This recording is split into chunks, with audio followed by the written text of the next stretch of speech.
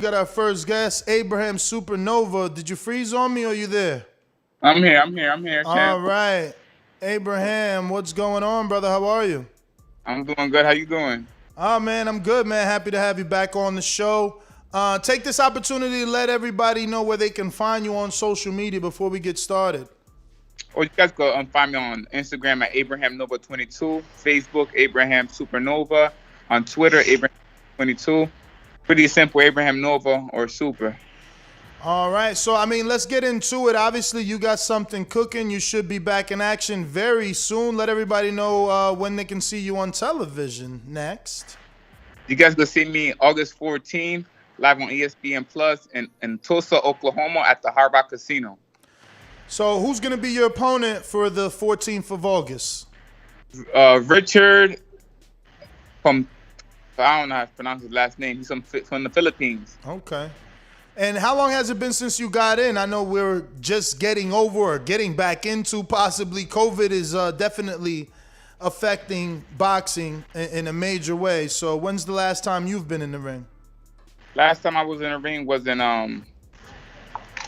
June 25th against Every Sparrow of last year. Of 2020? 2020, yeah. It's been 14 months, you could say. Wow. Yeah. So are you worried maybe a little bit of the timing may be off slightly? It actually, when I started camp, it was off big time. But getting back with sparring partners and getting different looks, I believe my timing is back, and I'm ready to roll August 14th. And are you still with Hector Bermudez? Yeah, I'm still with Hector, yeah. So you out in Boston right now? Is that Boston? Okay. Yeah. We in Springfield. Okay. Mass, yeah. Okay. So how is Hector doing?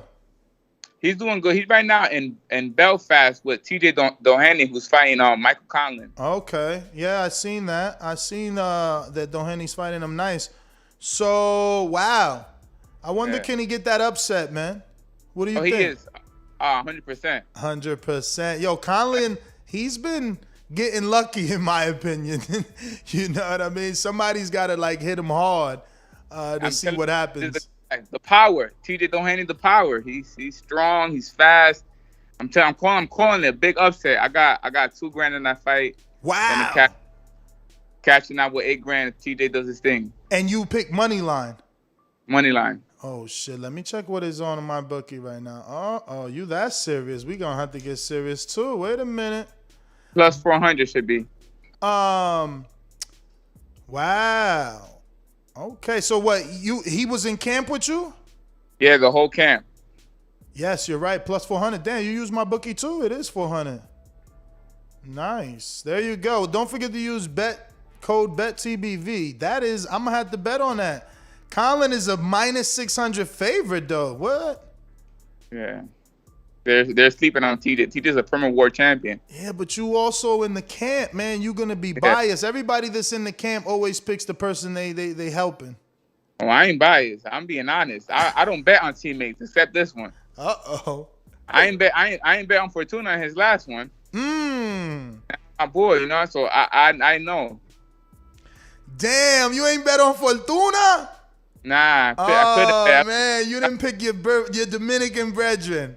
I thought he just not technically good. He's got his own style. That's the thing. If he was technically more sound, then his power probably would be more beneficial to him. But he's got this awkward Sergio Martinez kind of style from being trained by Sergio's trainers all those years, I think. Yeah. And it's just he has a weird style, but also he hasn't fought a lefty. Jojo just fought I think 4 or 5 lefties back to back. So, that makes an impact going in the ring, and you haven't fought no lefty. It's different when two Sakwas are fighting. So I feel like that threw Fortuna off, and he couldn't do what he usually do with right-handers.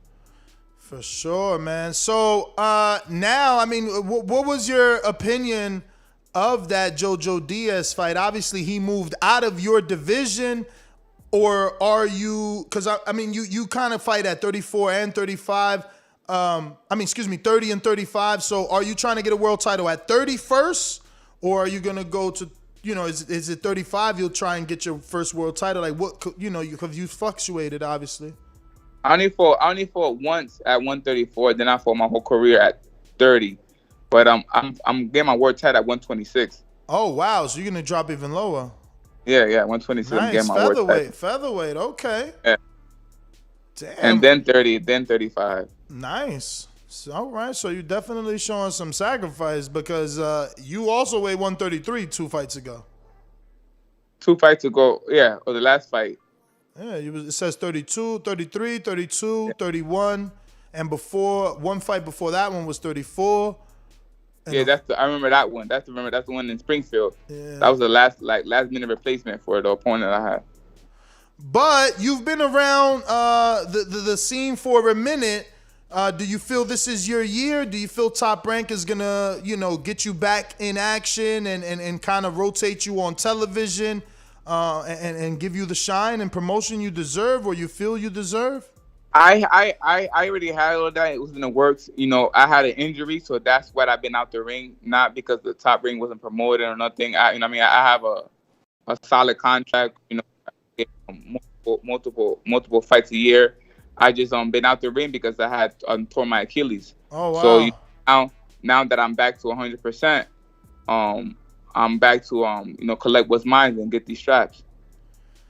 So how is that? I mean, everyone seen Gamboa fight through a torn Achilles with Gervonta Tank Davis, who we're actually talking about this morning. So we got to get your opinion on the topic. But how's recovery been? And do you feel you have the same agility as you did in the past?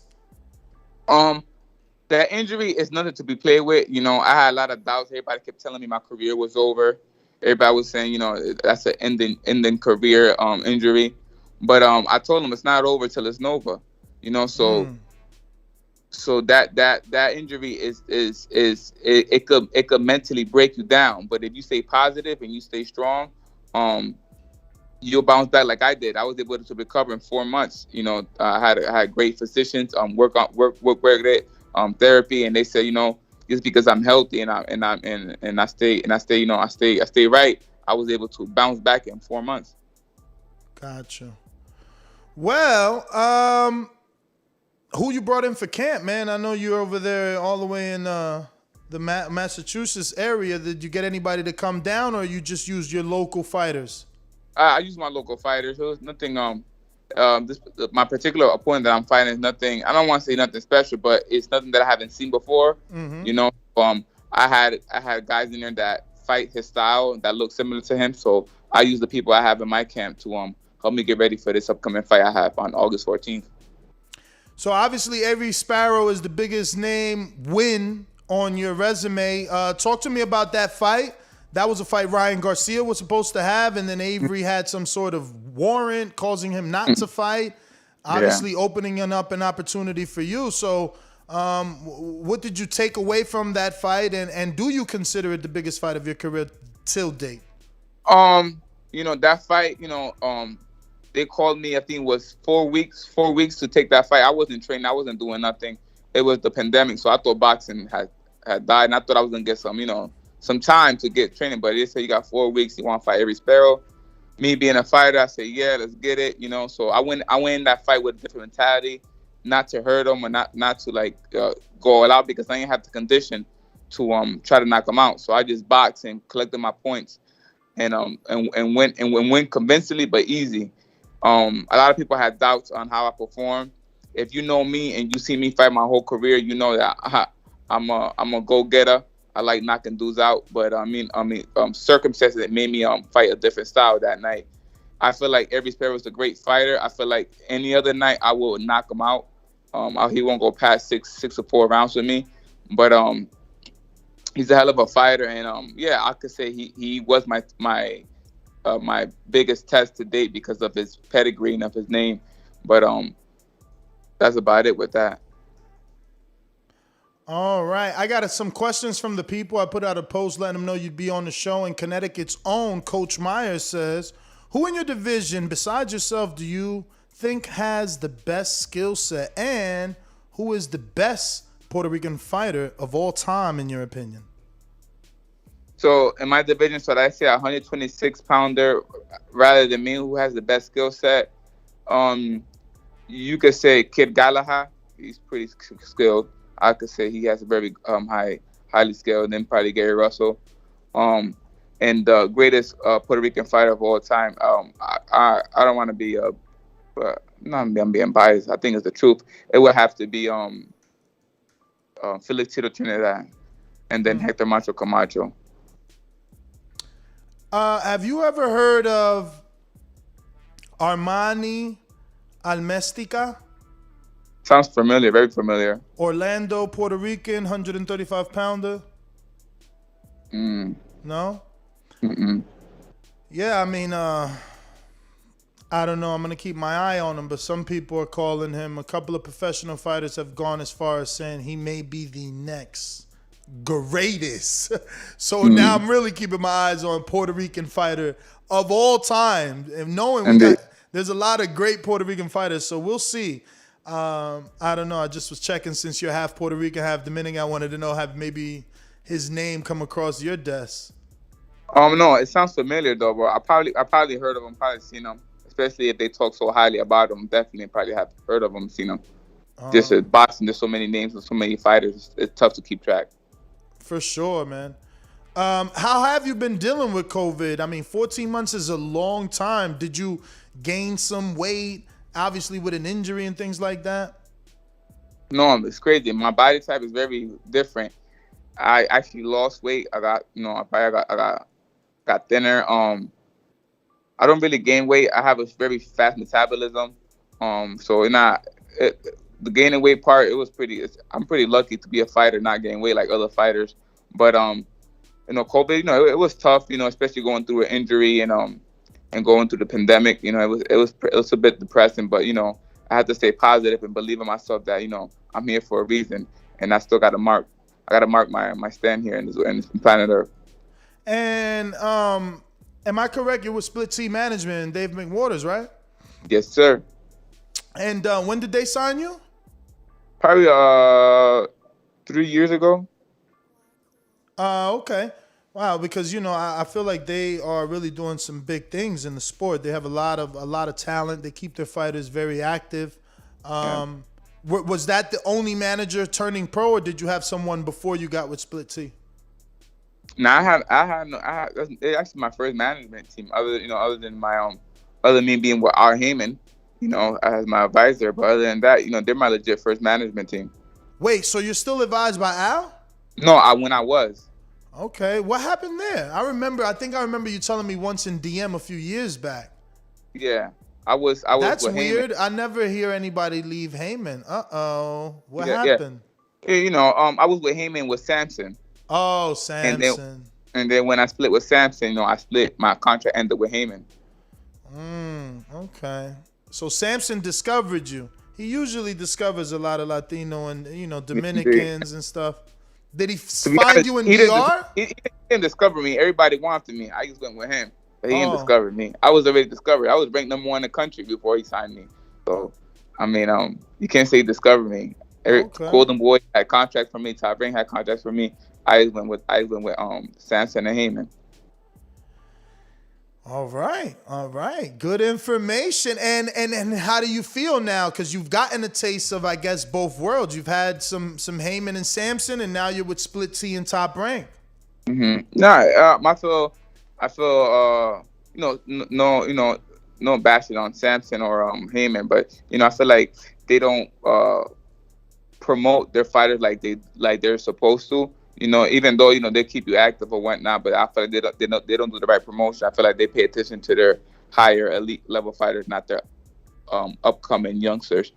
Unlike Top Rank, they really take care of their their upcoming fighters, the young hungry lions, and they pay attention. So I feel like that will make a difference between both of them. If you have a fighter that starting his career, the best promotion company to go to a Top Rank, but you have an established fighter already with a lot of fights, Heyman and PBC, they're good at giving you those big fights. All right. Yeah, I mean, I get what you mean, man. If you're not like Chris Colbert likes to call it, a Heyman boy, you might not get the, recognition that you need. And honestly, Top Rank does good development. Indeed. They know how to develop fighters. They're doing a great job with Jared Anderson. And up until the point they were doing a good job with Shakur, I just feel like sometimes they slow down. Like, look at Shakur, Obviously, he's in a purse bitch situation right now, so maybe that's the slowdown too. Yeah, and that's his purse big. They're doing it right. He became world champion. Now he's going to become a 2-time world champion. Of course, we want to fight more, but, there's a lot of politics coming in with boxing. Yeah. But, I feel like, they're doing the right thing with his career, and they're also doing the right thing with my career. You guys are going to see it real soon. Israel Weber says, I'll be in Tulsa on the 14th. Dinner on me after your win, champ. Thanks for coming on TBV. Thank you. So you're going to have some fans in attendance, man. Yes. How big do you see yourself getting? And I don't mean popularity. I mean actually divisions. Where does Abraham Supernova retire at? What division? Probably 154 or 160. I could see myself going up from 26 to 154, 160. I have the body type. I have the height. Gradually, me and my team, we do it right, especially, having perfecting athletes on my corner. I'm definitely gonna, I'll definitely be a easy 6th division world champion. Wow. 6th division, bruh. We're gonna be on that. I'm gonna be watching. That's a lot of divisions. Wow. So 126, 130, 140. No, we skipped 35. We skipped 35.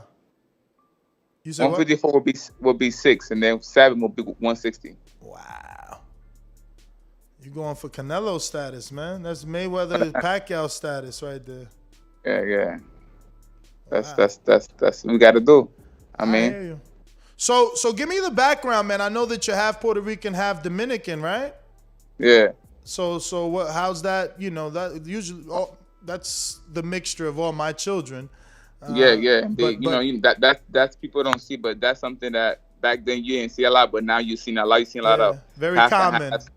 And it's growing. So me being born in Puerto Rico with the Dominican parents, I gotta rep my both country. I gotta rep PR, the country. That's what I mean. Que me vio nacer, and Dominican Republic. Wait. So now we getting it. So you're like Thomas Delorme. Both of your parents are Dominican. Indeed. Oh, but they were citizens of residents of Puerto Rico. They lived there 15, 16 years. And to be honest, my grandfather is Puerto Rican. So that's how we got to Puerto Rico. Which is whose dad? My dad's side. Your dad's side. So your dad is half and half. Yeah. Okay. Yeah, that's cool. That's exactly like Delorme, except he was born and raised in St. Martin and then moved to Puerto Rico and was raised there, but with parents that are Dominican, and he claims Puerto Rico. Yeah. Well, he could claim whatever he wants, but me, I feel like it's fair. I have to claim both. You know what I mean? Because it's the truth. It's what I am. And I was born in Puerto Rico. My family, we lived there for 15, 16 years. So, everything I do is for the both countries. And I want to be that first fighter that's a champion for 2 countries. Yeah. No, that's a great combination to have. I just wish Dominicans supported more boxing. Puerto Ricans definitely do. You know what I mean? And they need themselves a new champ, man. But Abraham, we got another question here from the United Kingdom. Steve's from the UK says, hey, champ, thanks for coming on the show. Ness asked my original question, so I'll ask this instead. Which of the champions at 126 are you going to target? Who do you see as the easiest champ out there? Also, what's the inspiration behind dyeing your beard? Okay, so first, the first champion I feel like I will be targeting will be Emmanuel Navarrete. Because he's the easiest fight to be made at by Top Rank, and I'm ranked by the WBO, and he's ranked by the WBO, so I feel like that's the easiest fight. And also it'll be like a Puerto Rican Mexican on war, that everybody loves. So I feel like he would be the next fight. I mean the title I'll be going after. But to say who's the easiest, I can't tell you that because I haven't been in the ring with none of them. I can tell you none of them are easy, So there's no answer to that. I feel like I have to fight to find out. And what inspired the blonde beard was that the Puerto Rican national baseball team, they all dyed their hair blonde because of the hurricane that happened in Puerto Rico, the Maria. And you know, I wanted to do the same thing, but I didn't want to dye my hair, so I ended up dyeing my beard. I got a lot of love and a lot of, you know, different looks. People liked it, and some people hated on it. So I said, hey, this is a great way to market myself and represent, you know, La Isla del Encanto. So this is why I did the blonde beard. Do you have any connects to any big name Puerto Rican reggaetoneros? Can we look forward to somebody walking you out one day? And if so, who? I have some contacts with Arcangel. Okay, I love Arcangel. Yeah, you know, and he's also Puerto Rican Dominican. Yeah. So you know, you guys could see, you know, probably in the Madison Square Garden, wore a title, him walking me out. Other than that, I don't really have that many contacts with, you know, that many high celebrity. Oh, Fat Joe as well, but that's about it that I know. Okay, Arcángel is good enough, man. Even though I think his first album was the best album, the one that he had to give away for free. Oh yeah. Yeah, I think that was his best album actually, and he used to do like a lot of songs with De La Ghetto. De La Ghetto. They were they was like in some little group together that they did a lot of nice like official shit together. That was one of the first guys I really liked was Arcángel. Yeah. But Abraham, man, thanks for coming on. If you could give out your social media again for anybody who isn't following, let me refresh these questions, make sure nobody got a last minute one. But yeah, let everybody know where they can follow you, and once again, where to watch your fight on August 14th. And I want to thank you, obviously, for coming on. I want to ask you in advance to get you on for the victory lap after you win. And yeah, man, we're going to continue to follow your career, brother. Thank you, man. I appreciate it. I mean, and everyone, you guys can follow me on my social media on Instagram, Abraham Nova 22, Twitter, Abraham Nova 22, Facebook, Abraham Supernova. Thank you for the support. Thank you for everything. And I'll be fighting on ESPN Plus August 14th in Tulsa, Oklahoma at the Hard Rock Casino. You guys can tune in and support me. And thank you for everything. And thanks to ThaBoxingvoice for, you know, bringing me on. And I'm here. All right, brother. Well, we appreciate you. Lady Shan, you ain't got nothing. You just going to sit there and let him look at your face all day? You on mute, sweetheart. Yeah, I was muted. Hello. Nice to meet you. I was muted.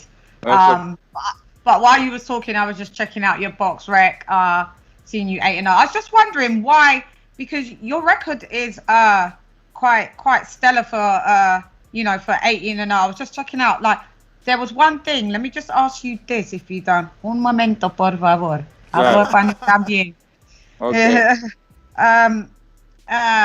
It was you, because you've been fighting a lot of people that have, you know, less losses and more wins. So, Indeed. but I was just wondering what made you regress back to Pedro Navarrete. He's 30 and 24 losses. What was that about? What was the reason?